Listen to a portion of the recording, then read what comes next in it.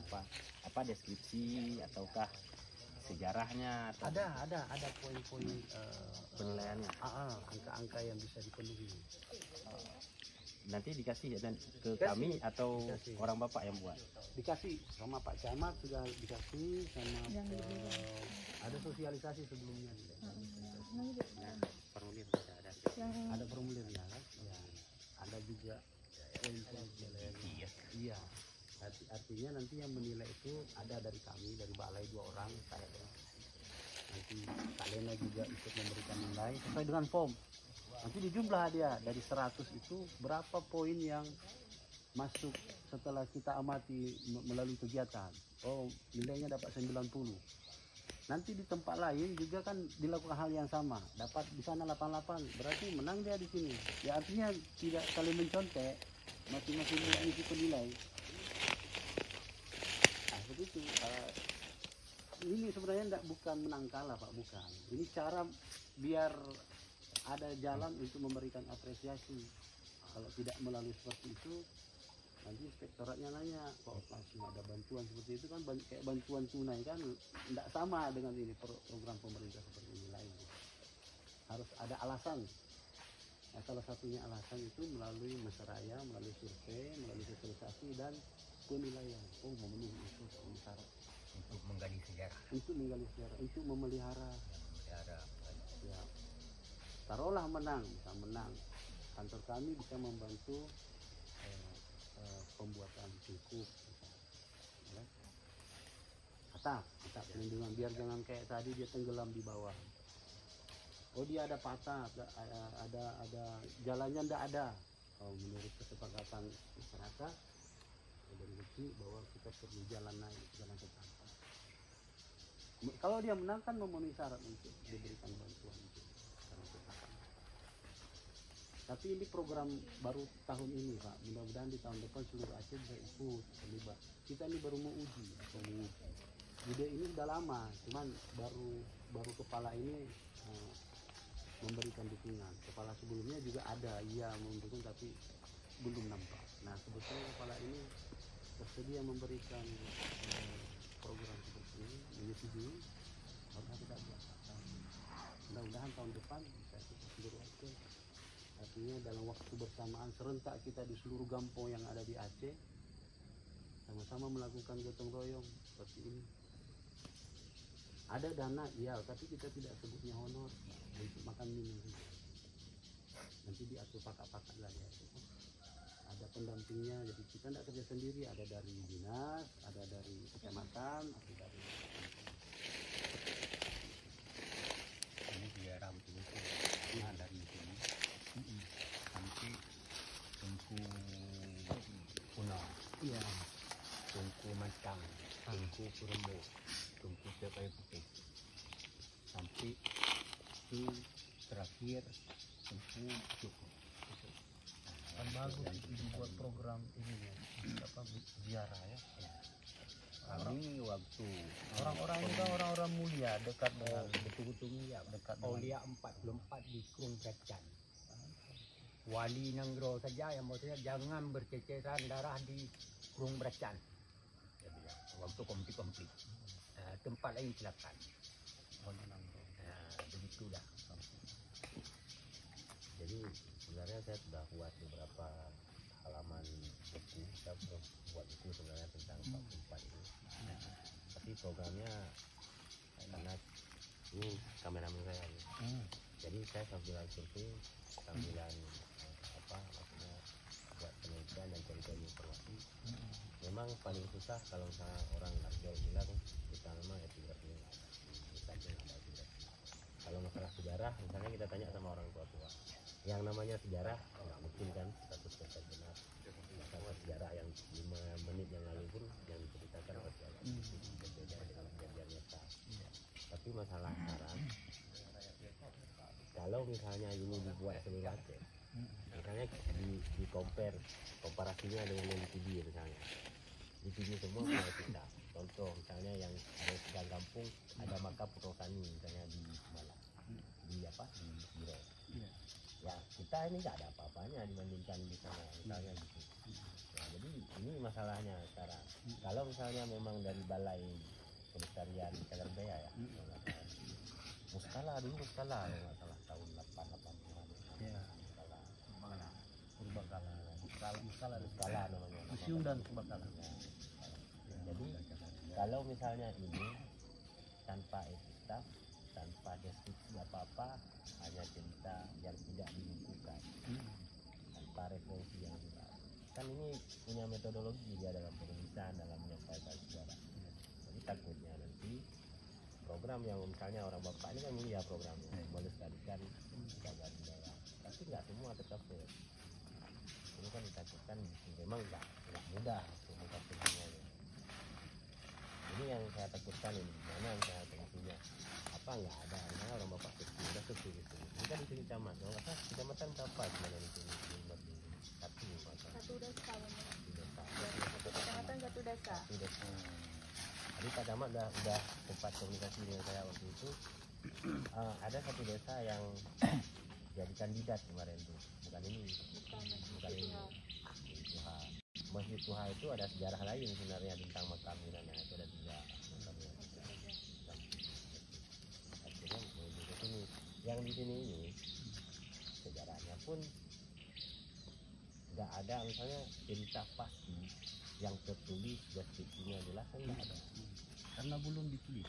Ya, belum ditulis. Saya coba menulis tapi referensinya nggak ada. Ya. Kalau saya berdasarkan penuturan masyarakat, ya hidup tahun berapa, nisan ini tahun berapa, nah, kan ini yang jadi masalah sekarang. Dan bagi kita semua peninggalan tidak ada cerita gini, tidak ada cerita lebih penting atau ini tidak terlalu penting karena nggak ada kaligrafi atau tidak. Bagi kita kalau ada objek-objek fisik yang bersejarah yang dihormati oleh penduduk dan itu bagus untuk jati diri, kita bisa tulis ulang dengan cara riset kayak abang bilang, kita riset.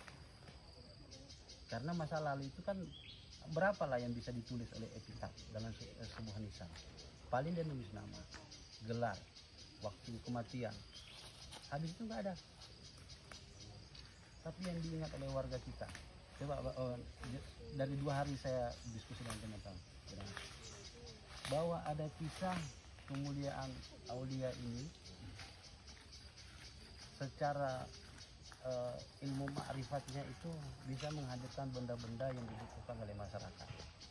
Dan kisah itu bukan hanya di sini, kalau ke Perla sana di makam Sultan Perla itu, kisah itu juga ada di Meligo, Paya Meligo. Orang-orang kerajaan dulu kalau mau buat acara turun ke kolam untuk mengambil benda-benda seperti tadi. Bukan hanya di situ, di Pasai juga ada cerita tentang itu. Nah, banyak. Nah, apa itu cerita ciri khasnya kita orang zaman dulu. Tapi itu kemudian berubah. Kenapa berubah? Karena kerajaan Aceh itu sudah menjadi sebuah kerajaan modern, sehingga kisah-kisah itu agak terpinggirkan. Beruntung orang-orang tua kita masih mewariskan bahwa periode itu sangat tua dibandingkan kerajaan Aceh. Ada bukti pembanding bahwa misalnya ini lebih tua daripada kerajaan Aceh, ada. Kalau kerajaan Aceh itu misalnya yang digunakan itu batu pasir, itu khas. Sementara ini batunya itu batu andesit. Batu andesit itu batu gunung api. Kalau batu ini Pak, banyak itu di ujung ini, kurung ini banyak batu andesit karena berkaitan dengan gunung api Indigayo itu yang di Benar Meriah. Urat-uratnya itu yang dari sana. Ada artinya apa? Ini orang-orang asli yang sudah Islam. Kenapa dia di sini? Karena cara orang zaman dulu sebelum kerajaan Aceh ditinggal itu menggunakan sungai sebagai tempat perkampungan. Kalau mau lihat pembandingnya ada di Perla, ada di Pasai, ada di Pedir.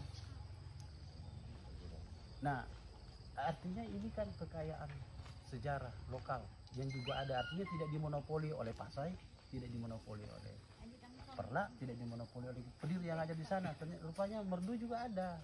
Ada orang-orang zaman dulu yang aulia-aulia yang sudah tinggal di sini. Sehingga apa? Oh ini sama-sama kita di Aceh ini. Tidak ada yang lebih tua, tidak ada yang lebih muda. Sama-sama tua. Cuma ada perbedaan sedikit. Berdu ini kan udah bebas. Sejak Aceh itu ada, Iya. Berdu ini kan bebas. Dia maksudnya bebas, dia tidak terlalu tunduk kepada sultan, hanya memberikan upeti saja ke kesultanan. Masalah pemerintahan kan diperintah sendiri. Nah, Kalau misalnya itu, digaji, itu yang menarik. Ini cerita periodenya dia ini. Ini periode kerajaan Aceh masih jauh belum muncul. Bahkan Ali Mugayak saja belum lahir waktu ketika nisan ini sudah jadi. Toko ini setara dengan Malik As-Saleh. Toko-toko perla. Ini kalau lihat misalnya ini bisa lihat di Bendungan Kerto yang sudah dibongkar sama orang-orang Jakarta itu. Nah, nisan-nisan itu. Sama itu bentuknya. Kesederhanaannya dia ini menunjukkan tuanya dia, tuanya usianya. Karena kita tidak bisa bayangkan bagaimana mereka dulu membuka kampung yang hutan belukar luar biasa, dan menunjukkan mereka lah yang membawa Islam. Salah satu ulama inilah yang membawa Islam. Dasar-dasar Islam di kampung ini beliau. Dasar tuanya sejarah kampung ini beliau yang mulai. Di atas dasar itu kami menerima usulan dari Gampong, menghormati itu.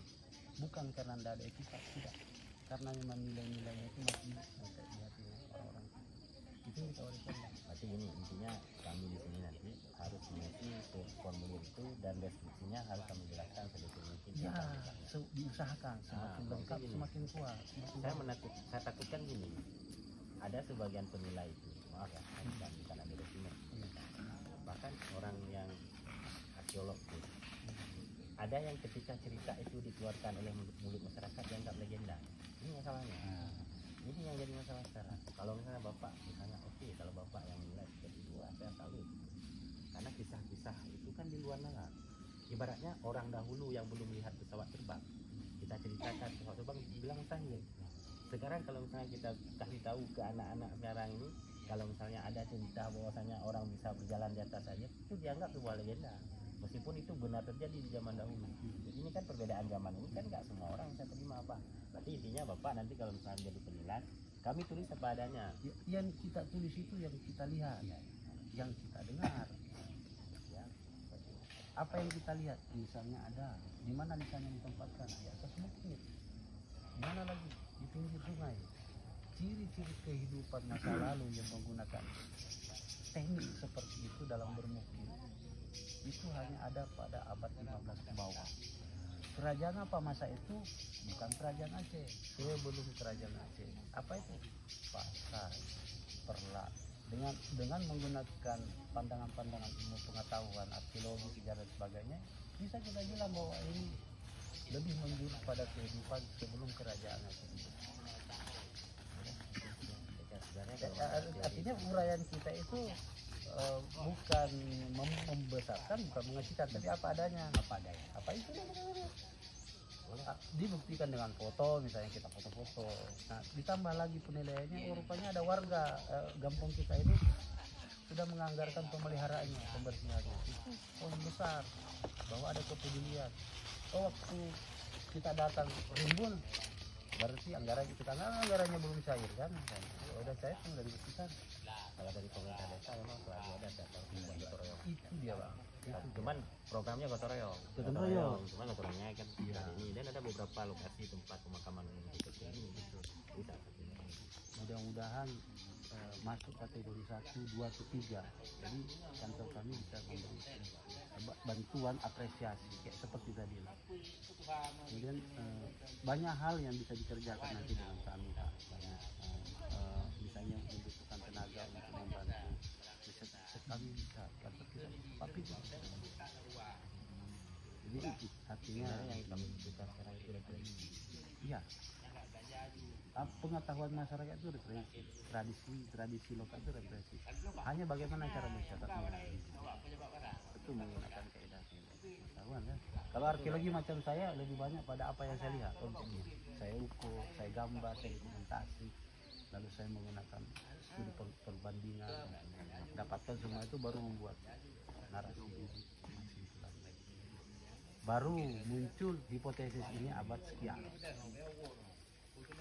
Caranya penelitian kan ada hipotesisnya yang hipotesis satu. Ya, Kadang kita jawabnya pun iya. menjawab hipotesis nol ini kan kita perlu metodologi juga. Ini ya. Ini inilah makanya harus kita gunakan kalau masalah sejarah ini kan banyak aspek ilmu yang bisa terlibat di dalamnya. Sejarah itu loh. Dan bukan hanya epitaf. Epitaf itu hanya satu dari data yang dibutuhkan. Kalau dia tidak ada berarti bukan tidak penting. Dia justru penting karena saking tuanya dia nggak ada. Artinya pengetahuan kita itu dipaksa lagi untuk cari lebih banyak lagi referensi. Nah sumber itu bukan hanya di buku, dari pengetahuan masyarakat juga bisa jadi panduan penelusuran. Intinya bang, kita mau pimpinan kami itu mengajak lebih banyak orang peduli dengan ini. Dan sudah banyak yang peduli. Bang Jalaluddin ini udah lebih dulu peduli lagi dengan postingannya. APTA sudah jalan, bisa sudah jalan. Kebetulan kantor kami pimpinannya juga suka begitu, kita jalan. Nanti kalau pimpinan kami juga nggak begitu ya, begitu lagi keadaannya. Kembali lagi seperti dulu. Di pas pemimpinnya cocok maka bergerak. Kalau pemimpinnya tidak cocok ya, kembali lagi zaman belakang. Iya mudah-mudahan bang kan, namanya usaha pak kan. Mudah-mudahan jalan. Cuman itulah dalam menjalankannya tidak seperti LSM bukan. Konsepnya